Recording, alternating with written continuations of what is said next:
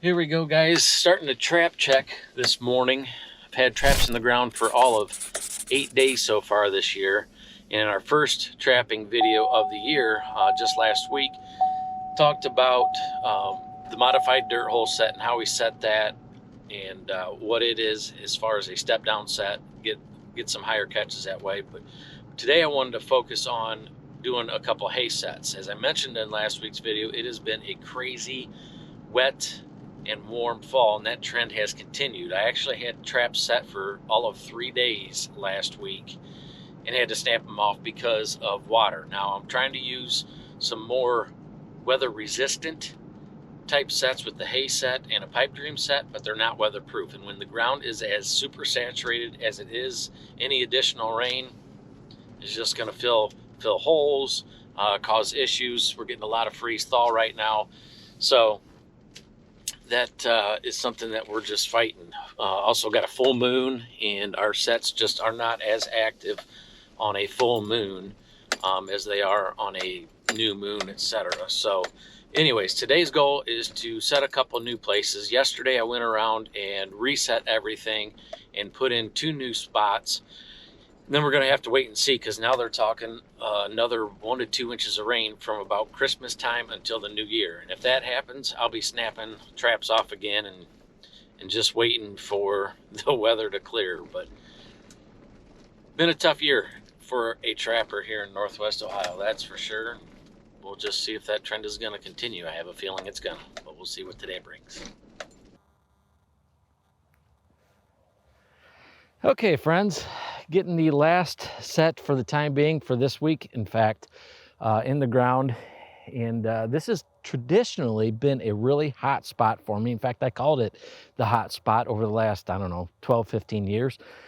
Last year it was not. Last year there wasn't much sign. I don't know if I ever even got a track here, but essentially what we've got, typically the crops are different here and here. You got 2 different landowners. This will be corn, this will be soybeans, or that'll be soybeans, this will be corn, so on and so forth. However, this year, obviously, it's all corn, but it's still a good spot because we've got an old railroad bed running north and south. There is still a fence post out there, probably 300-400 yards.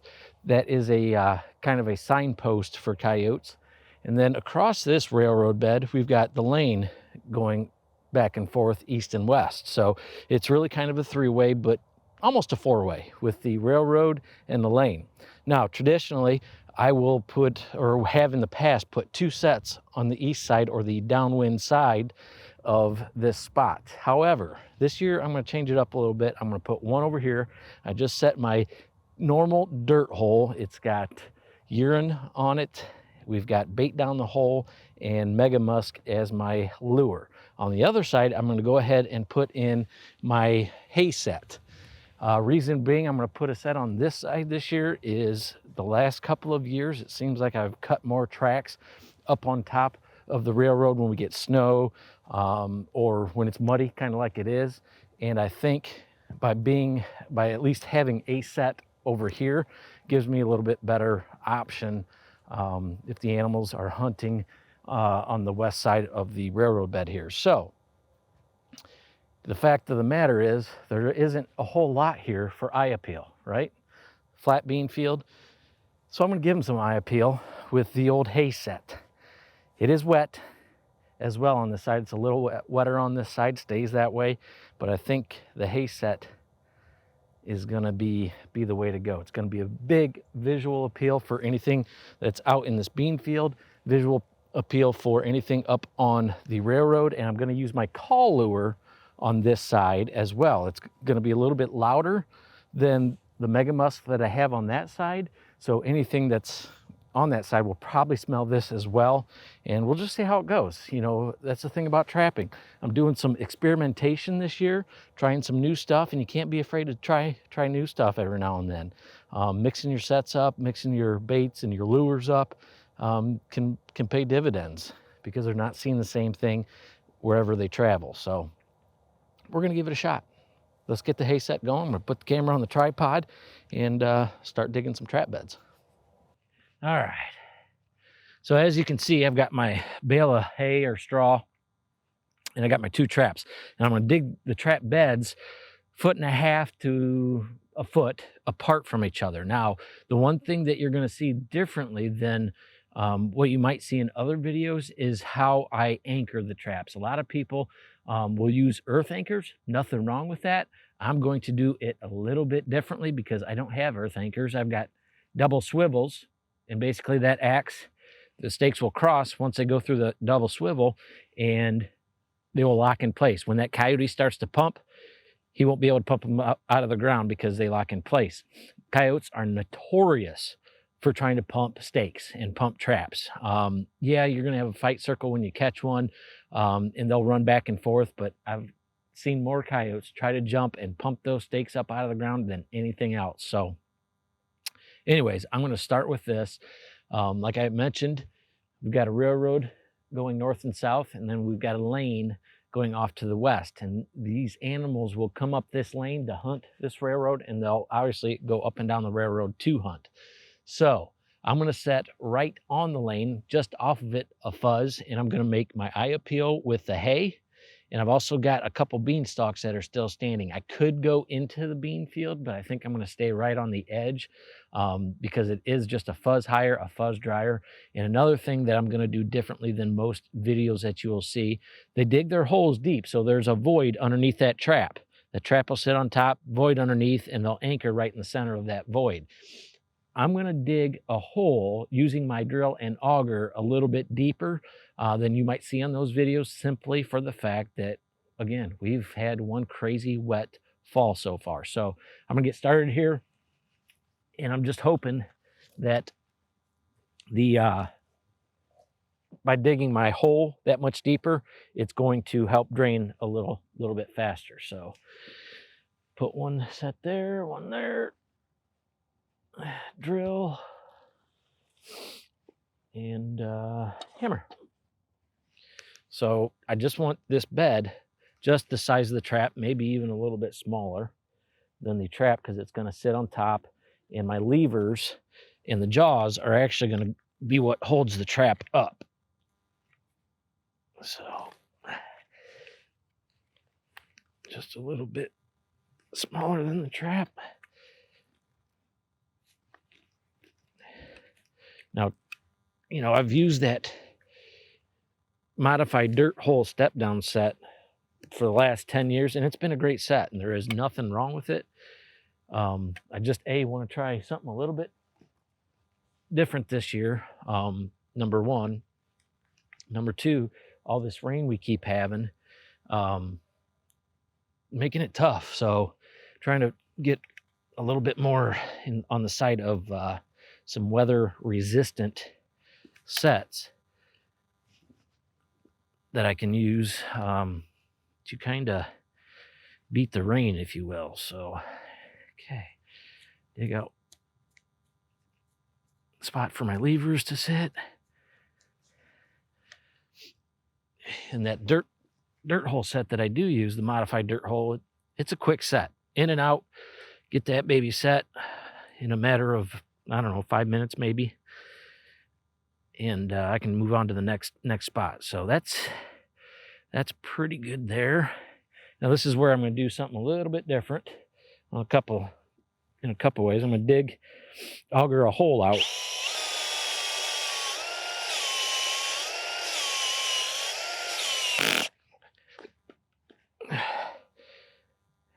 And that will hopefully help water drain a lot quicker. I'll go ahead and even throw a little bit of calcium chloride down in there, some of my antifreeze.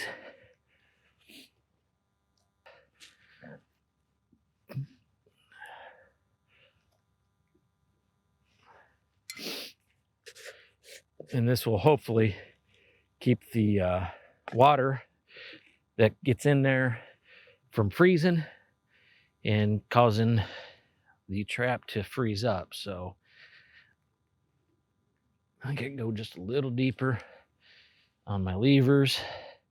Want that trap to sit flat with the surrounding ground, as flat as I can get it.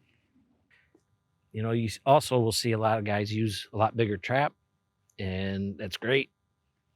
I'd love to have some MB 550s to run on these particular sets because they do have a larger catch area than these bridgers, but these do work. And by using a pan cover to hold up the straw and hay that I will eventually cover the trap with, that actually will help enlarge my my catch area on this trap as well. So just digging a spot to hold my double swivel there.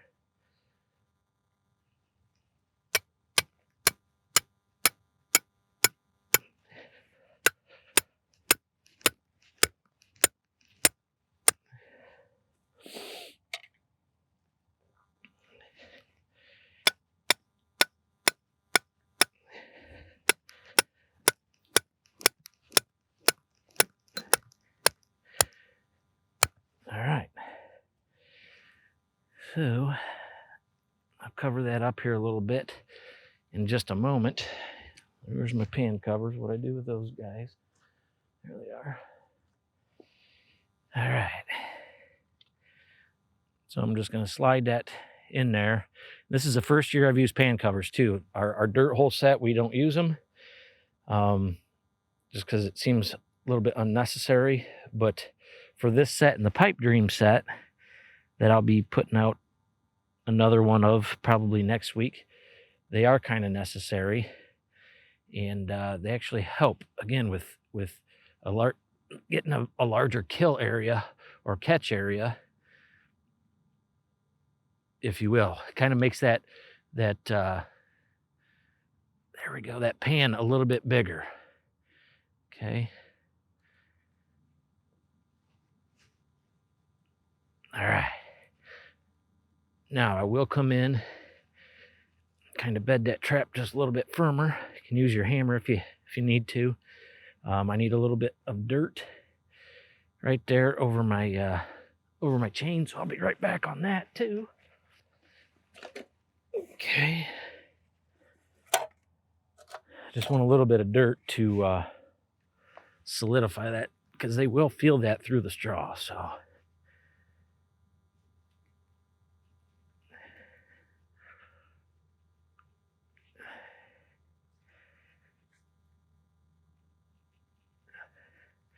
that looks pretty good.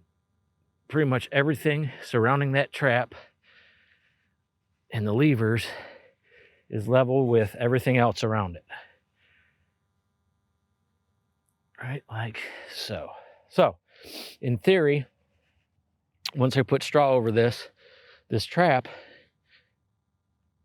everything around it will be level, number one. Number two, I got a bigger catch area with my screen there with my pan cover, and we shouldn't really have any freeze thaw issues in theory, because we've got the hole underneath. The ground around it is allowed to freeze, and the levers are still free. They'll still be able to collapse up. So we got one set. I'm going to go ahead and put in a second one. Like I said, that's about 8 inches there, about 16 inches or so, pan to pan. And I'm going to do that. Okay, we're good now. All right, so I've got my two traps. Now we're going to get my hay over top of everything, blend it all in, and make a big visual area. So I'm going to shake, try to get the small stuff on top of that trap. I'm using the wind to try to blow that stuff a little bit, the smaller chaff over top of the trap to blend it in. Then I'm going to make my mound here. Kind of a straw mound. And I want to give, eventually I'm going to have holes here with bait. And I want those holes to be roughly 10-ish, 12 inches from those pans. So I'm going to keep an eye on my pans right now while I kind of make the mound. And, you know, we're going to make this a big set. We don't want just a blob of hay or straw in a 3-foot area. We want to make it, 10 foot or so. Make it look like it's somewhat natural, even though we know it's not. We want them to be able to walk within, 7, 8 feet and feel comfortable before actually committing to the set. So we'll push this back just a little bit. And see, this is pretty tall.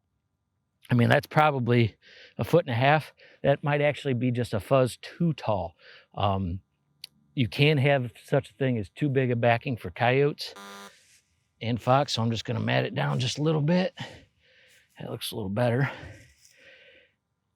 And I want the spot where the actual traps are, that's going to be the lowest part of the set. So I'm going to build up a little bit of straw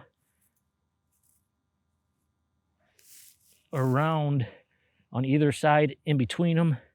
And then the lowest part of this actual set will be where the pans are.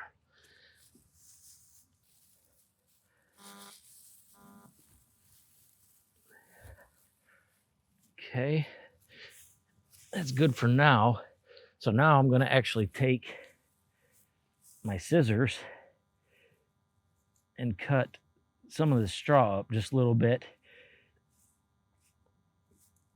because these longer pieces of straw, if they get in that trap, animal comes along and steps on it, they can clog up your trap in a hurry and you can lose that animal. So I'm going to uncover them just a little bit. If I had finer straw, I wouldn't have to worry about this, but this straw is relatively long, and I guess you could call it almost coarse.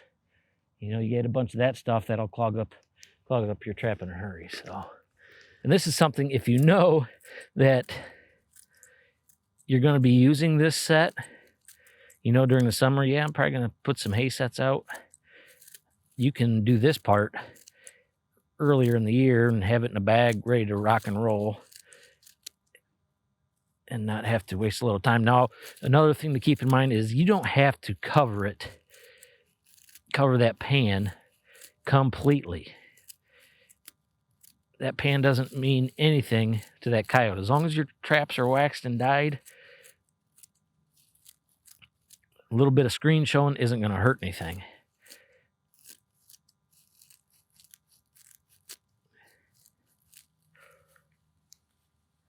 I think my skizzers are getting a little old.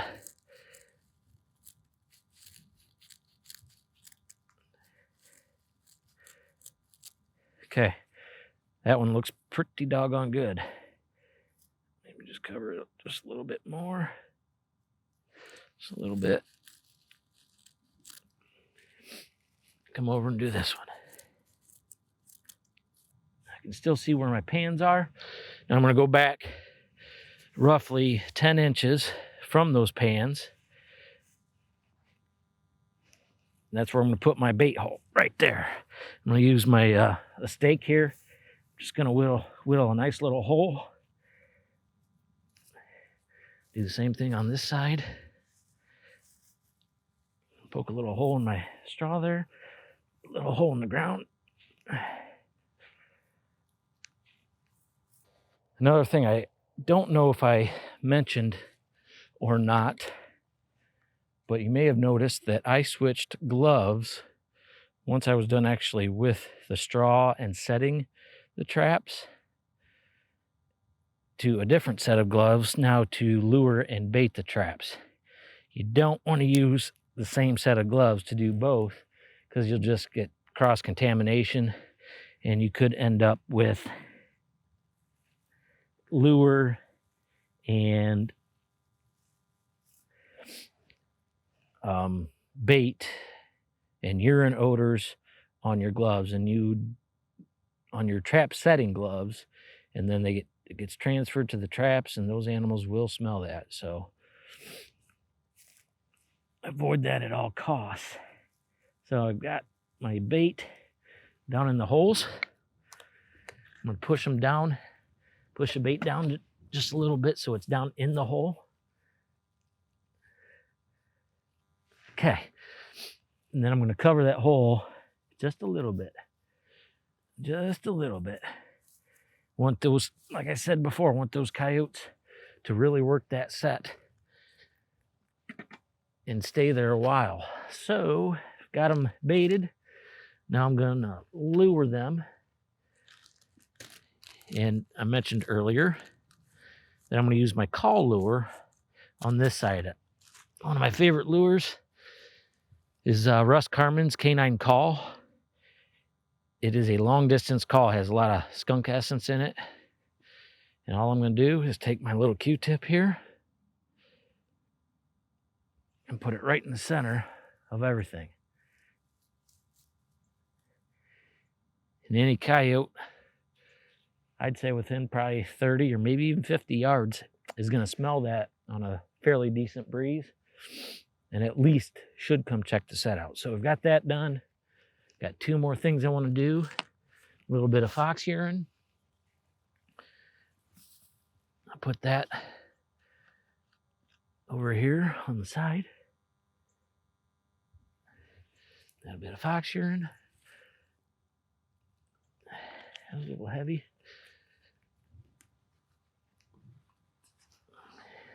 And one more thing. I was at an earlier trap site, one that I will set here at the, well, hopefully next week if it freezes back up. And I found me some liquid, or I guess some poop gold. It's not liquid, coyote poo. Found a fair bit of it, and I'm actually going to set it right in the middle here as well. Any coyote, I found this, oh man, 5-6 miles away, and any coyote in this over here is probably not one of those coyotes. They've got an intruder in their area. They aren't going to be real happy about that. They'll come pee on it, and obviously hopefully work the set at that point, but I'm going to set that right there,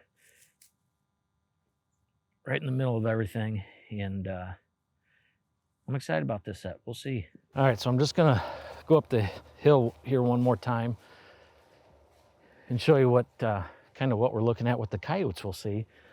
I've got one trap set over here. That is my normal dirt hole set over there. And then back here behind me, right there, is the hay set.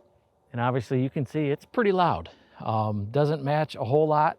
And I don't really want it to match a whole lot. However, I want it to be big enough where when they approach, they're gonna feel comfortable working into the set. If you have just a pile of straw right in one little spot, probably not gonna work real well, but I bet I've got a 10-foot wide circle of straw here. So when a coyote comes in, he's probably gonna circle downwind. He'll probably even circle the set. But once he commits and starts smelling what's in that hole, he should come up, and you'll see right there's my pan. It's the lowest spot of the set. Gives them a place to put their paw.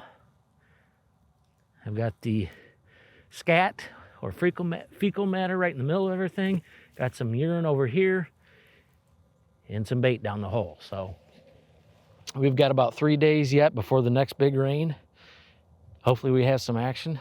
You just never know. We've got southerly and westerly winds, I believe, over those next 3 days, which should be good for both sides of the old railroad bed here. So gonna get out of here and see what happens tomorrow.